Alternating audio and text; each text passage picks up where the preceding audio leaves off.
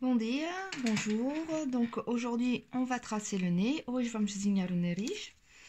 Donc on peut prendre la tirette de papier. Donc podemos pegar na fita de papel et on va venir tracer. Vous pouvez prendre une règle, hein, pas de pegar numa règle. Et on va tracer perpendiculairement l'écartement des yeux. Vamos traçar mais a perpendicular o espaço entre os olhos. Vous voyez bien l'espace entre les yeux. Voilà. Hier, on avait tracé le haut des yeux entre desenhamos a parte de cima e a parte de baixo, a altura do olho, donc l'auteur du olho. On trace la diagonale. Vamos fazer a diagonale, vamos tracer uma cruz pour avoir le milieu, pas ter o meio. Donc là, on aura le milieu, l'axe en fait du visage.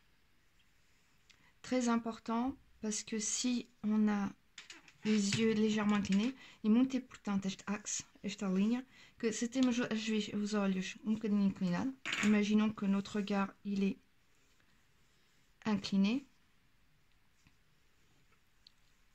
en repérant le milieu, imaginons o rosto assim um bocadinho inclinado, on repère le milieu, ou vamos para o meio, e on trace l'axe à 90 degrés. Traçamos a linha perpendicular.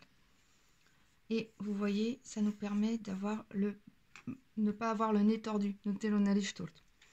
Une fois qu'on a fait ça, uma vez que fizemos isso, on prend la hauteur, a altura do olho todo, la hauteur de l'œil en entier, donc le bas de la paupière et le haut de la paupière. On trace une fois, deux fois, duas vezes a altura et on trace un trait. E traçamos uma linha. Ici, en fait, on va avoir la hauteur, a altura mesmo das partes de cada lado do nariz, de chaque côté du nez. Donc, voilà, on va avoir l'écartement des narines. Conforme a forma dos olhos, a nossa cara muda. O nariz é mais largo, mais pequeno, mais estreitinho. Selon le dessin de nos yeux, en fait, c'est ce qui va modifier la largeur de notre nez. C'est valable pour tout le monde. Une fois qu'on a fait ça, au-dessus, on va faire comme un oiseau. Vamos fazer este traço como se fosse pássaro. Pour le problème de symétrie, vous pouvez prendre le trait. Se você tem problème de symétrie, pode pegar no papel e fazer assim. Vai ter mesmo traço igual. Ok?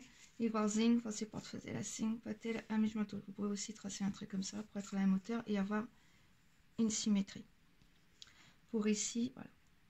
Quand on est de face, comme estamos de face, la peau ici, a pele ici, entre pas dentro do nariz, entre à l'intérieur du nez. C'est-à-dire qu'on aura cet effet-là.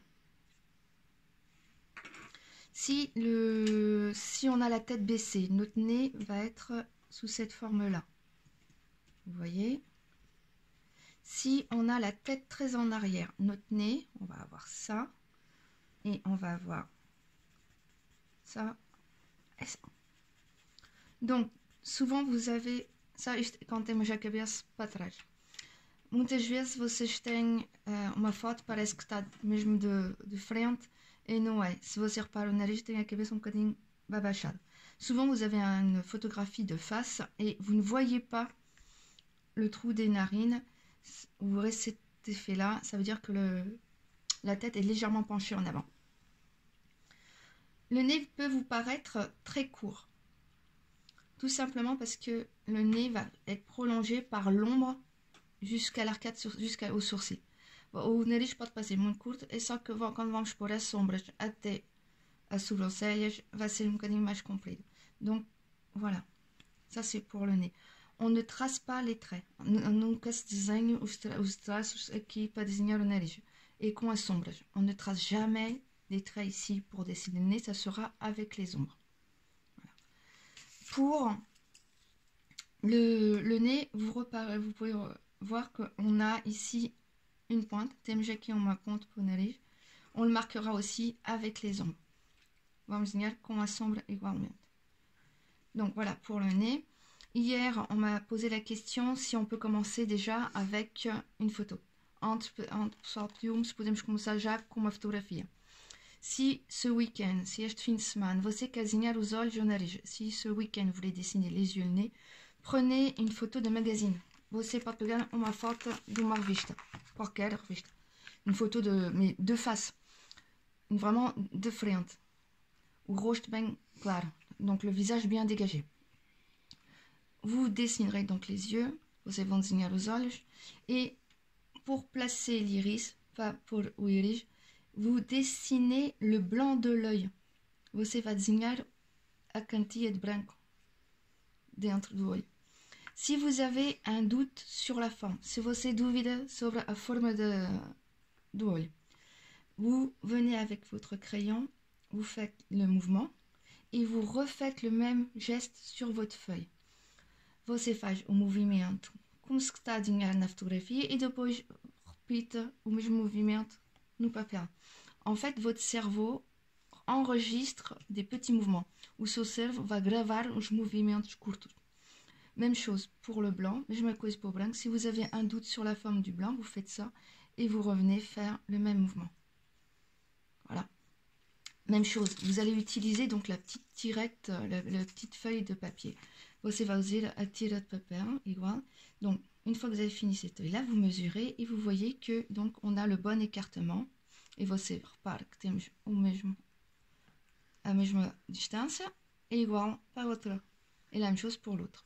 Une fois que vous avez fait ça, vous pouvez tracer, même sur la feuille, você pode fazer o traço para a largura do nariz. Donc après, vous prenez l'extérieur de la paupière, le haut de la paupière, et vous descendez, donc une fois, deux fois, et vous arrivez à la narine.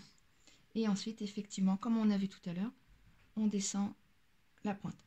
E assim, duas vezes, você vai chegar mesmo ao traço do nariz e depois desenho a ponte por cima. Se você reparou, esta parte é um bocadinho mais larga que esta. Si vous avez remarqué, cette partie-là est plus large que là. C'est qu'elle est légèrement de 3/4 et que o rosto está mesmo leve, muito leve para o lado direito. Donc, si vous voulez commencer, il n'y a aucun souci. Ce week-end, vous pourrez commencer. Donc, se você quer começar este fim de semana, pode começar. E fica com o retrato. E vamos continuar segunda-feira com a boca. Donc, vous pouvez déjà dessiner l'image que vous avez choisie. Et lundi, on fera donc le reste et la bouche. Ce qui vous permettra de continuer votre portrait. Mais uma coisa, nunca pegue numa fotografia de familiares. Não somos objetivos, façam uma foto familiar. Une autre remarque, ne prenez pas une photo personnelle de famille parce qu'en fait notre cerveau modifie notre regard sur les gens et on n'est pas objectif et on ne voit pas les détails. Je vous souhaite un bon week-end et puis à lundi, restez chez vous. Desejo um bom fim de semana, até segunda-feira e fiquem em casa. Beijinho, bisous.